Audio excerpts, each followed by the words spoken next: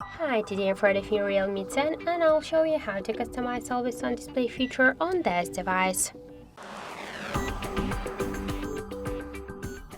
So first let's open the settings application and then tap to personalizations. After that click to Always On Display and we can change here display options from all day to schedule or just to use it in power saving mode.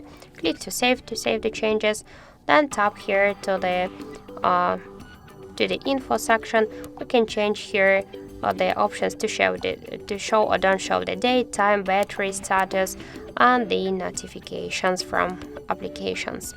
Let's go back. We can use here also the different temps, the custom one.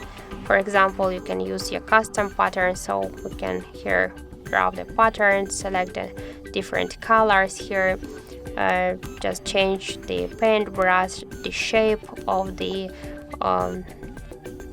pattern.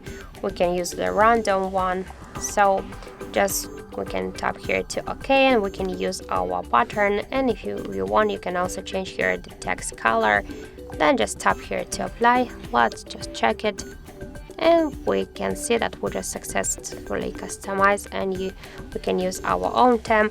Also we can let's use the digital analog or Realme or image icons. We can use this one, for example.